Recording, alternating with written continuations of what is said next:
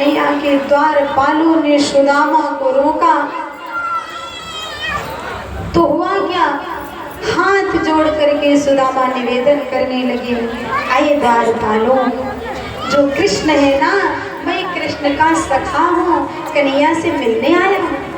और जैसे ये बात सुनी तो द्वारपालों ने देखा वो कहाँ परमात्मा, वो राजा और ये फटे पुराने कपड़े पहने सखा हो सकते हैं। इसका मतलब छोड़ दो। फिर सुदामा ने आग्रह किया, हे द्वारपाल, आप मेरा संदेश भगवान को पहुंचाओ, मेरा नाम सुदामा है। द्वारपालों ने कहा, हो भगवान से बता देते चलो। द्वारपाल गए कन्हैया के सिंहासन के पास, हे प्रभु, द्वार पर कोई ब्राह्मण बैठा है और वो अपना नाम सुदामा बता रहा, आपको सखा बता रहा है। और जैसे सुदामा का नाम कृष्ण ने सुना, नंगे पांव सिंहासन से उठे और दौड़ते हुए गए, सुदामा को हृदय से लगा लिया है। बोल कृष्ण कन्हैया लाल की।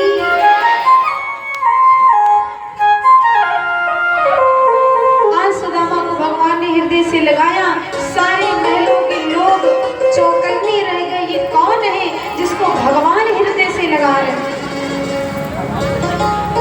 अपने सिंहासन पर सुदामा को बिठाया, फिर भगवान ने अपने अश्रु बिंदुओं से पैर धोए।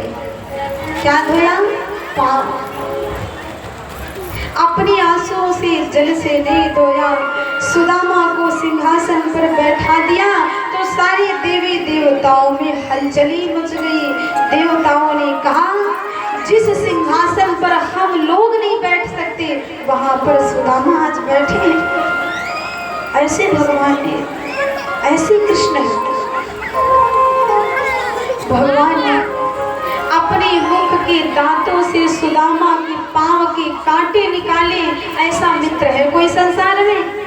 यहाँ तो मोटरसाइकिल तक लोग नहीं देते, तो आपका दुख दर्द कहाँ पटाएंगे? कृष्ण जैसा मित्र इस दुनिया में कोई नहीं है। कन्हैया ने मुख के दांतों से कांटे निकाले, रक्त की धारा पांव में बह रही है। भगवान ने आंसुओं से पैर धोया। फिर भगवान ने कहा, हे सुदामा, तुम दुनिया में भटकते रहे और मेरे पास इतना समय कर दिया आने में। सुदामा के पास कोई जवाब नहीं है। सुदामा जानते अच्छा बर्ताव नहीं किया था, कैसे आता। भगवान ने कहा, चलो और सब बात छोड़ो, ये बताओ, मेरी भाभी सुशीला ने मेरे लिए कुछ दिया है कि ऐसे भेज दिया? अब सुदामा को चावल देने में भगवान को शर्म आ रही है। कहाँ ये द्वारिकाधीश भगवान और कहाँ मैं भिखारी जैसा चावल भगवान को कैसे भेंट करूं? लेकिन तब तक भगवान की दृष्टि चावल पर पड़ी। भगवान ने पोटली खींची और जैसे खींची ना, भगवान ने खोली पोटली और जब खोला, एक मुट्ठी चावल भगवान चबा गए। एक लोक सुदामा को प्रदान कर दिया। रुक्मिणी देखती रह गई, भगवान पागल हो गए। अरे भिखारी उसको लोग दे रहे, लेकिन जानते नहीं कौन है। दूसरी मुट्ठी चावल भगवान ने चबाया, दूसरा लोक प्रदान कर दिया। तीसरी मुट्ठी चावल भगवान उठाए और जैसे चबाना चाहा, वैसे रुक्मिणी ने हाथ पकड़ लिया। हे प्रभु, आपने 2 लोग भक्त को दे दिया, अब 1 लोग अपने लिए रखो, नहीं आप सुदामा हो जाओगे। रुक्मिणी के कहने से भगवान ने 1 लोक अपने लिए और 2 लोग भक्त को दान कर दिया। ऐसे भगवान होते, भक्त को ज्यादा देते, स्वयं कम में रहते हैं। दुनिया में ऐसा कोई है कि जो आपको ज्यादा दे आप कम में रहे? नहीं। हे भक्तों, आज 2 लोग प्रदान कर दिए भगवान ने। फिर सुदामा को खूब अच्छे अच्छे वस्त्र पहनाए। आज मैया रुक्मिणी ने अपना सुंदर स्वरूप सुशीला को प्रदान किया। और आज रुक्मणी मैया सुंदर देवी बनी बैठी है द्वारे पर।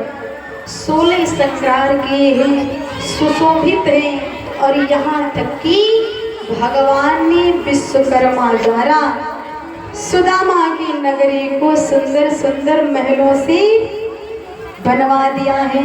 सुदामा को आज्ञा, विश्वकर्मा को आज्ञा दिया, हे विश्वकर्मा जाओ और सुदामा की गांव में जितनी कच्चे महल हैं, झोपड़ी हैं, कुटियां हैं, वहां पर बढ़िया बढ़िया महल बनाओ,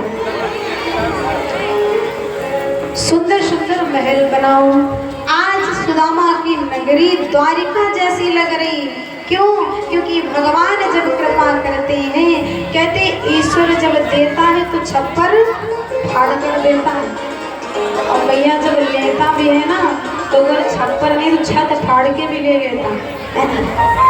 जब जाता है तो पता नहीं कहाँ से चला गया था, और जब आता है ना तो पता नहीं कहाँ से आ रहा है। इसलिए भगवान की कृपा होती ना तो जो असंभव वो भी संभव हो जाता। आज सुदामा भक्त बड़ी खुश है, प्रसन्न है, नाच रही है द्वारिका में। और जानते हो सुदामा क्या कह रहे हैं? हे कृष्ण, मैं तो सोचा नहीं था आप मेरे साथ ऐसा करोगे। मैंने तो आपसे चुराकर चने खा लिए, लेकिन आपने मेरा हित किया। बताओ, आज बताया है सुदामा। तो सुदामा कहते हैं क्या कि